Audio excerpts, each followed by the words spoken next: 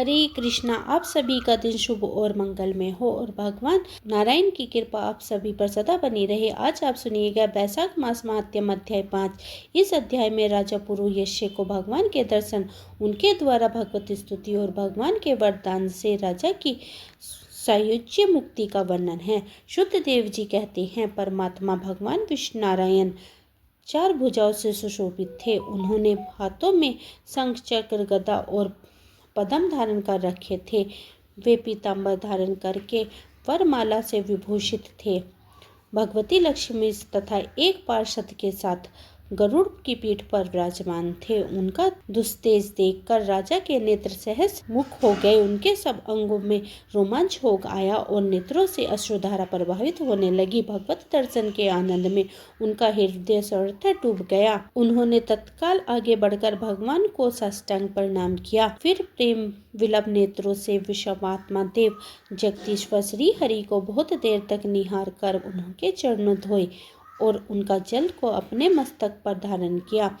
उन्हीं चरणों के धोवन रूपा श्री गंगा जी भगवान ब्रह्मा जी सहित तीनों लोकों को पवित्र करती है। इसके बाद राजा ने महान वैभव से बहुमूल्य वस्त्र, आभूषण और चंदन से धूप, दीप तथा अमृत के समान नवता के निवेदन आदि से एवं अपने तन, मन, धन और आत्मा का समर्पण करके आदित्य पुराण पुरुष भगवान विष्णु का पूजन किया। पूजा के बाद इस प्रकार स्तुति की कि जो निर्गुण, निरंजन एवं प्रजापति हो के भी अधीश्वर है, ब्रह्मा आदि संपूर्ण देवता जिनकी वंदना करते रहते हैं, उन परम पुरुष भगवान श्री हरि को मैं प्रणाम करता हूँ। शरणागत की पाप राशि का नाश करने वाले आपके चरण बंदों की मैं परिपक्व योग वाले योगियों ने जो अपने हृदय में धारण किया है, यह उनके लिए बड़े सौभाग्य की बात है। बढ़ी हुई भक्ति के द्वारा आपने अपने अंतःकरण तथा जीव भाव को भी आपके चरणों में ही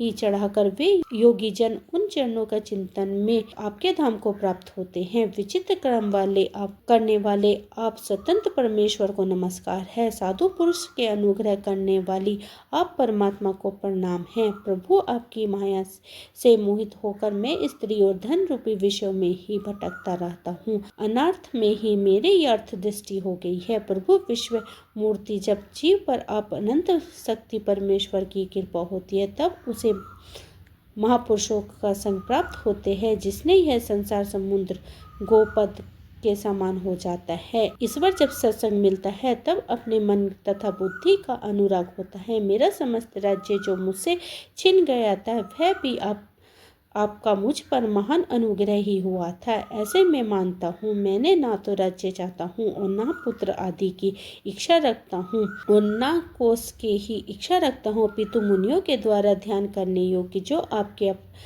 आराध्य नित्य चरण बिंद हैं, उन्हीं का नित्य सेवन करना चाहता हूँ। हे देवेश्वर, जगत निवास, मुझ पर प्रसन्न होइए, जिससे आपके चरण कमलों की स्मृति बराबर बनी रहे तथा स्त्री, पुत्र, खजाना एवं आत्मीय कहे जाने वाले सब पदार्थों में जो मेरी आसक्ति है, वह सदा के लिए दूर हो जाए। भगवान, मेरा मन सदा आपके चरणों वंदनों में चिंतन में लगा रहे। मेरी वाणी आपके दिव्य कथा के निरंतर वर्णन में तत्पर होती रहे। मेरा यह दोनों नेत्र आपके ही विग्रह के दर्शन में, कान कथा श्रवण में तथा रसायन आपके भोग में लगाए हुए हूँ। प्रसाद में, आस्वादन में प्रवक्त हो। हे प्रभु, मेरी नासिका आपके चरण कमलों की तथा आपके भजन जनों की गंध विलोपन आदि की सुगंध लेने में, दोनों हाथ आपके मंदिर में झाड़ू देने आदि की सेवा में, दोनों पैर आपके तीर्थ और कथा स्थान की यात्रा करने में तथा मस्तक निरंतर आपको प्रणाम करने में संलग्न रहे। मेरी कामना आपकी उत्तम कथा में और बुद्धि अहर निश आपका चिंतन करने में तत्पर हो। मेरा घर पर पधारे हुए मुनियों द्वारा आपकी उत्तम कथा का वर्णन तथा आपकी महिमा का गान होता रहे और इसी में मेरे दिन बीते। हे विष्णु, एक क्षण तथा आधे पल के लिए भी ऐसा प्रसंग न उपस्थित हो जो आपकी चर्चा से रहित हो। हरे में परमेश्वर ब्रह्मा का पद, भूतल और चक्रवर्ती राज्य और मोक्ष भी नहीं चाहता, केवल आपके चरण के निरंतर सेवा चाहता हूँ, जिसके लिए लक्ष्मी जी तथा ब्रह्मा शंकर आदि देवता भी सदा प्रार्थना किया करते हैं। राजा के इस प्रकार स्तुति करने पर कमल नयन भगवान विष्णु ने प्रसन्न होकर मेघ के समान गंभीर वाणी में इस प्रकार कहा, राजन, मैं जानता हूँ तुम मेरे श्रेष्ठ भगत हो, कामना रहित और निष्पाप हो। नरेश्वर, मुझे में तुम्हारी दृढ़ भक्ति हो और अंत में तुम्हें मेरा सायुज्य प्राप्त करो। तुम्हारे द्वारा किए हुए स्तोत्र से इस पृथ्वी पर जो लोग स्तुति करेंगे उसके ऊपर संतुष्ट होकर मैं उन्हें भोग और मोक्ष प्रदान करूंगा। यह अक्षय तृतीया इस पृथ्वी पर प्रसिद्ध होगी, जिसमें भोग और मोक्ष प्रदान कराने वाले मैं तुम्हारे ऊपर प्रसन्न हूँ। जो मनुष्य इस तिथि को किसी भी बहाने से अथवा स्वभाव से ही स्नान दान आदि क्रियाएं करते हैं, वे मेरे अविनाशी पद को प्राप्त होते हैं। जो मनुष्य पितरों के उद्देश्य से अक्षय तृतीया को श्राद्ध करते हैं, उनका किया हुआ वह श्राद्ध अक्षय होता है। इस तिथि में थोड़ा सा भी जो पुण्य किया जाता है उसका फल अक्षय होता है। निर्विशेष जो कुटुंबी ब्राह्मणों को गाय दान करता है, उसके हाथ में सब संपत्ति की वर्षा करने वाली मुक्ति और मुक्ति भी आ जाती है। जो वैशाख मास में मेरे प्रिय करने वाले धर्मों का अनुष्ठान करता है, उसके जन्म मृत्यु जर भय और पापों को भी हर लेता है। अनाग यह वैशाख मास में मेरे चरण चिंतन की ही भांति ऐसे सहस्त्र पापों को हर लेता है, जिसके लिए शास्त्रों में कोई प्रायश्चित नहीं मिलता है। राजा के यह वरदान देकर देवाधिदेव भगवान जनार्दन सबके देखते ही देखते वहीं अंतर ध्यान हो गए। इसके बाद राजा पूर्व यश सदा भगवान में ही मन लगाए हुए उन्हीं की सेवा में तत्पर रहकर इस पृथ्वी का पालन करने लगे। देव दुर्लभ समस्त मनोरथों का उपभोग करके अंत में उन्हीं के चक्रधारी भगवान विष्णु का सायुज्य प्राप्त कर लिया। जो उस उत्तम उपाख्यान को सुनते और सुनाते हैं, वे सब पापों से मुक्त होकर भगवान विष्णु के परम पद को प्राप्त होते हैं। शुद्ध देव जी कहते हैं, राजन, पंपा नदी के तट पर कोई शंख नाम से प्रसिद्ध परम यशस्वी ब्राह्मण थे, जो बृहस्पति के सिंह राशि में स्थिर होने पर कल्याण में गोदावरी नदी में स्नान करने के लिए मार्ग में परम पवित्र भीमारथी को पार करने के लिए दुर्गम जल शून्य एवं भयंकर निर्जन वन में भी धूप से विकराल हो गए थे। बैसाख की महीना था और दोपहर का समय था। वे किसी वृक्ष के नीचे जा बैठे। इसी समय कोई दुराचारी व्याध हाथ में धनुष धारण करके वहां आया। ब्राह्मण के दर्शन से उसकी बुद्धि पवित्र हो गई और वह इस प्रकार बोला, मुने, मैं अत्यंत दुर्बुद्धि एवं पापी हूँ। मेरे ऊपर आपने बड़ी कृपा की है, क्योंकि साधु महात्मा स्वभाव से ही दयालु होते हैं। कहाँ मैं नीच कुल में उत्पन्न हुआ व्याध और कहाँ मेरे ऐसे पवित्र बुद्धि। मैं इससे केवल आपका ही उत्तम अनुग्रह मानता हूँ। साधु बाबा, मैं आपके शिष्य हूँ, कृपा पात्र हो।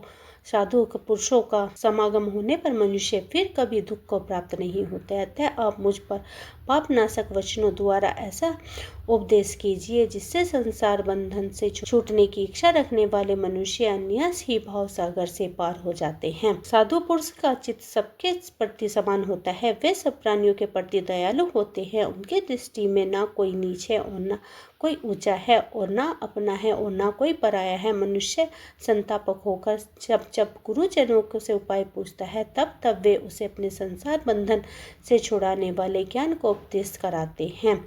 जैसे गंगा जी मनुष्य के पापों का नाश करने वाली है, उसी प्रकार मूर्ख जनों का उद्धार करने वाले साधु पुरुष का स्वभाव ही माना गया है। व्याध के यह वचन सुनकर शंख ने कहा, व्याध, यदि तुम कल्याण चाहते हो तो वैशाख मास में भगवान विष्णु की प्रसन्नता और संसार समुद्र से पार कराने वाले जो दिव्य धर्म बताए गए हैं उनका पालन करो।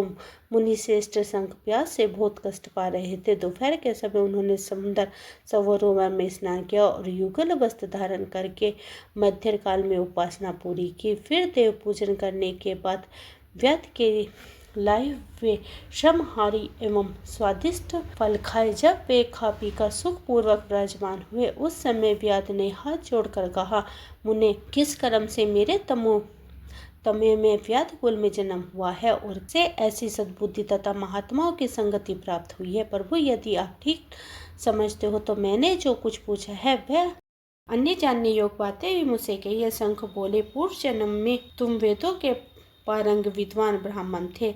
साकल नगर में तुम्हारा जन्म हुआ था। तुम्हारा गोत्र श्री वात्सल्य और नाम स्तंभ था। उस समय तुम बड़े तेजस्वी समझे जाते थे, किंतु आगे चलकर किसी वैश्य में तुम्हारी आसक्ति होगी। उसके संग दोष से तुमने नित्य कर्मों को त्याग दिया और शूद्र की भांति घर आकर रहने लगे। यद्यपि तुम सदाचार शून्य, दुष्ट तथा धर्म कर्मों के त्यागी थे, तो भी उस समय तुम्हारी ब्राह्मणी पत्नी कीर्तिमती ने वैश्य सहित तुम्हारी सेवा की।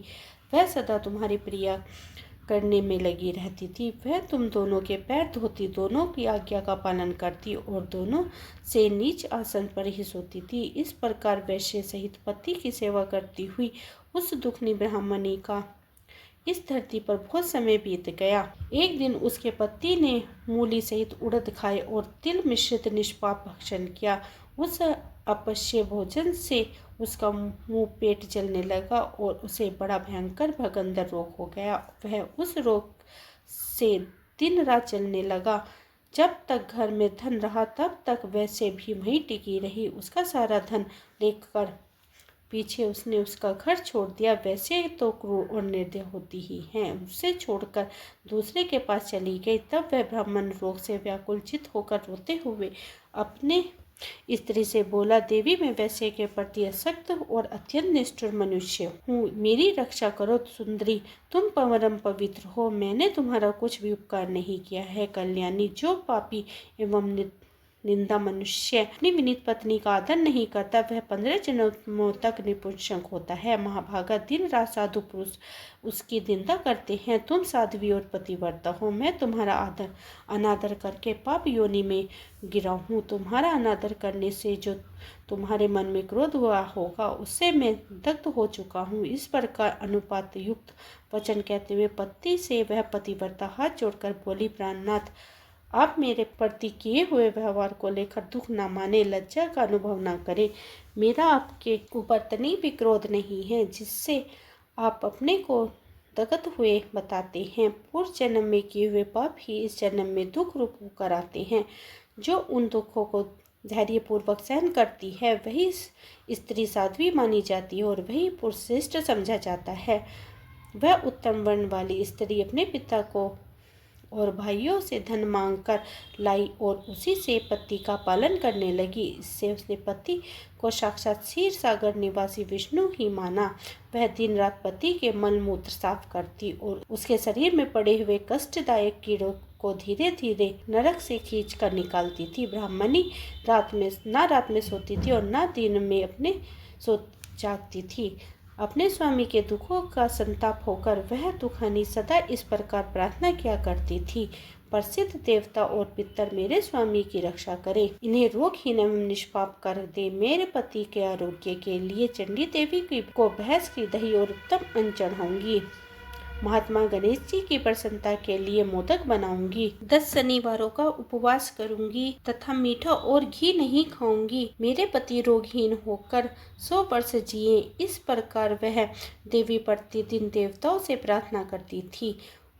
उन्हीं दिनों कोई देवल नामक महात्मा वहां आए। वैशाख मास में धूप से पीड़ित होकर शाम काल के समय उस ब्राह्मण के घर में उन्होंने पदार्पण किए। ब्राह्मणी ने महात्मा के चरण धोकर उसका जल को मस्तक पर चढ़ाया और धूप से कष्ट और रोग से कष्ट पाए हुए महात्मा को पीने के